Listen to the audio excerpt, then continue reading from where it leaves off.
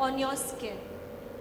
Eat right, sleep well, drink enough water, do your dose, DOSE, and the gut-brain axis as well. I can have avocado smoothies every day, but if I'm messed up here ना, वो भी toxic ही बन जाएगा, है ना? मैं client को दे दूँ कि avocado smoothie रोज पियो, but if my client is messed up in the head with anxiety, as Doc was mentioning, it's going to become toxic. So look at both the gut-brain axis. It's like Vegas. Everything that happens in Vegas stays in Vegas. Unfortunately, it does not in our gut. The vagus nerve is like the wazir. I call it the chief minister of our body, who will go and complain to your brain about everything, who will go and complain to your gut about everything. And then when you not notice the red flags, if you're not noticing the red flags, you're going to land up with a chronic illness. So your skin and gut are totally connected. Your skin microbiome is very important. Magnesium is a great tip. I would recommend everyone. Epsom salt bath lijiye. If you have good Epsom salt, put it in your tub. Take a Epsom salt tub bath. Tub nahi hai तो बाल्टी में डाल के last वो बम बम बोले खंकोटिया जो भी बोलना है वो लास्ट एप्सम सॉल्ट वाला पानी का बात लीजिए. It's great for skin health. Why? Because magnesium gets absorbed best through your skin. Okay, so that's the best way to have magnesium. Absolutely. Through Epsom salt. Absolutely. And ma'am, Epsom salt through your skin. Okay. Absolutely ma'am. So ma'am जो ये stress और anxiety की हम बात कर रहे हैं, कुछ सिंपल स्टेप्स जिससे हम सडनली एंग्शियस हो जाते हैं, हमें गुस्सा आ जाता है तो हम उसे रिड्यूस कर सकते हैं all of a sudden. I'll tell you all, I've learned NLP, Neuro-Linguistic Programming. I don't know if you all have heard of that. It's yes, how you train your neurology with auto-suggestions. It's called NLP, Neuro-Linguistic Programming. What I do is if I'm anxious, look, I'm human too. My daughter's 22, my son is 15. And I have a husband who I live with. Ma'am, it doesn't you look can like, imagine. Ma'am, it doesn't look like you have a 22-year-old child. Oh yeah, and she's an aspiring actress. So can you imagine where this is heading to? So it's really very, very stressful for me. What I do is I switch on my bhajan kirtan and I dance. So I switch on Gujarati garbo, or I'll switch on some Hare Krishna ka bhajan, and I start dancing in my clinic. Wherever I am, I feel anxious, I'll go to the bath. If I'm anxious here, I'll go to the bathroom and dance, because physiology changes psychology. So instantly the question that you asked, start dancing. My mom also used to tell me that if you feel low and depressed, Payal, go down for a walk. Because in her times, there was nothing like anxiety, right? Anxiety to ab trending word ho gaya hai, like bloating. Very true, ma'am. Right? I mean, people just don't have the patience. They just keep saying, I'm anxious, I'm anxious, I'm anxious, I'm anxious. And the more you say it, the more anxious you get. So physiology changes psychology. Please dance. Do some spiritual practice. Don't forget that we are spiritual beings, just having a physical experience. So dance, listen to bhajan kirtans, and do everything else that even Doc has recommended. I recommend dancing. That's great. So singing also. Of course. So to reduce stress, that's one thing. Second, I would recommend, highly recommend meditation. Wherever you are, breath work, meditate. If you're very stressed, on a scale of 0 to 10, if you're at 10, trust me, in 5 minutes, just breath work and meditation, you'll come down to 1 or 2. Easier said than done, but try it. Yes, if we try, we can. Absolutely. So, sir, now my question is how to reset our gut. So that's a big question nowadays, how to reset our gut. Yes, a very broad question. I'll narrow it down to my own understanding of the question. So, almost all of us would like to go home with some message regarding our gut health. And what is it that we can all say commonly? There may be some aberration, but which is applicable to everyone. So I think resetting our gut health would mean becoming more mindful. It starts from there. It starts from meditation. It starts from being mindful. And in our clinic where we run obesity clinic on every Thursday and Tuesday, we have 5 people looking at one patient. As I said, obesity is a complex disease, so it can't be easy, right? It can't be easy. So the nutritionist Neeta is seeing it, Geeta is seeing it from psychological point of view, the physician is seeing it, the physical trainer is seeing it, then I see it as a surgeon. When we all see somebody with obesity, what we have realized is people have different levels of problems.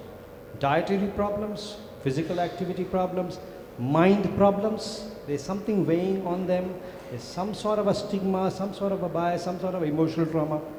And then of course, diabetes, liver disease, all that. And people think, these are all separate diseases. Not at all. They are a pack of wolves. They hunt together.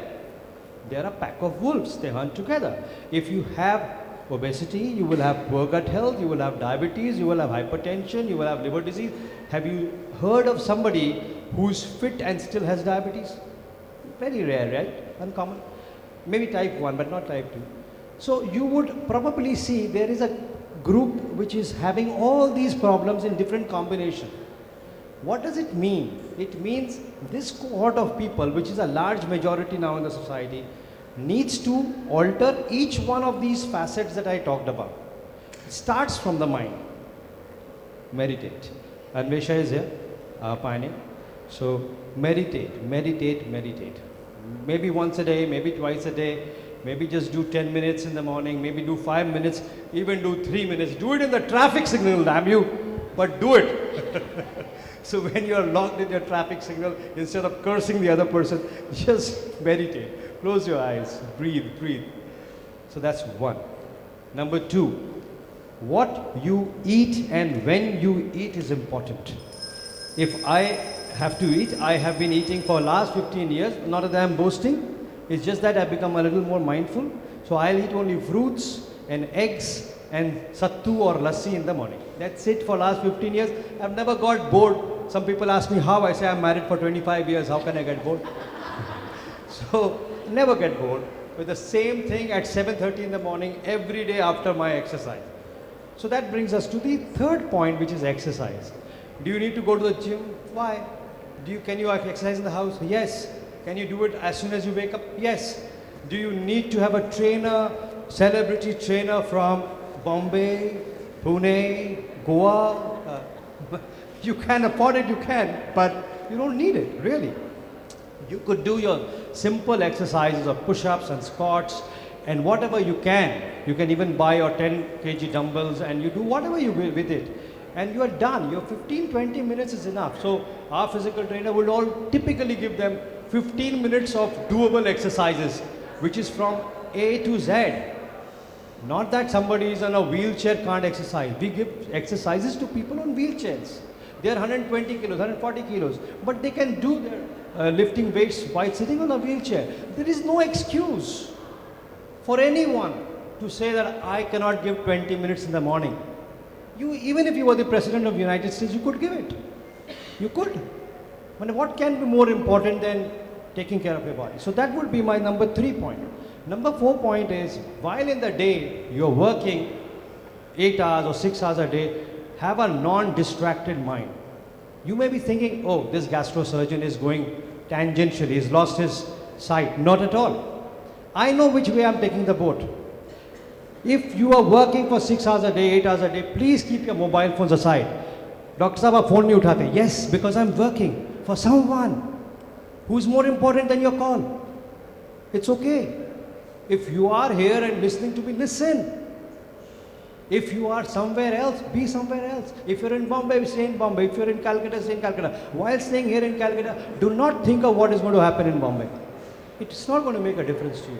Non-distracted work reduces your anxiety, makes your mind-gut connections better. It's proven. It's proven. You will definitely come out of the work more fulfilled.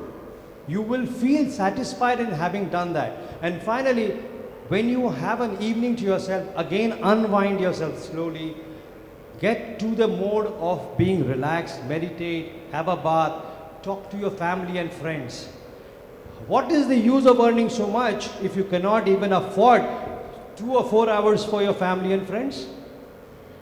That is where your gut health goes haywire. It is so difficult for me to explain it to patient one-to-one because they come at a very short time and they're already pacing with an idea that I'm going to write a prescription of medicine or a scopy, endoscopy or a surgery and it's going to take away their problem. A lot of people with obesity just walk in, do a bariatric surgery. No. Where is the mind? Where is your mind first? Where is your mindful eating? How do you work? When do you sleep? Let's get that sorted out first, right? You lost a key in the house and then you had a load shedding, but you saw light on the lamppost on the street and you walk out and you start searching for your key under the lamppost. Does it make sense? Now why are you laughing? It makes perfect sense. That's what people do with me. Their problem is inside and they want outside remedies. So I'm imploring you, lastly, go to sleep a little earlier than what you do. Do not watch TV or anything in the night, 1 hour before you're going to sleep. Retire peacefully so that you get good peaceful thoughts, you get good quality of sleep and you wake up fresh next morning, not with a heavy heart, but with a bright face saying, oh wow, I'm alive and I'm going to lead another perfect day. Thank you. Thank you, sir. That was really insightful. Mindful eating, meditation, timely sleep, everything will help in your gut health and also a connection between your brain and gut works well. It means a good, healthy gut. So that was lovely from both of you. Now I open the floor for some questions. Yes, please.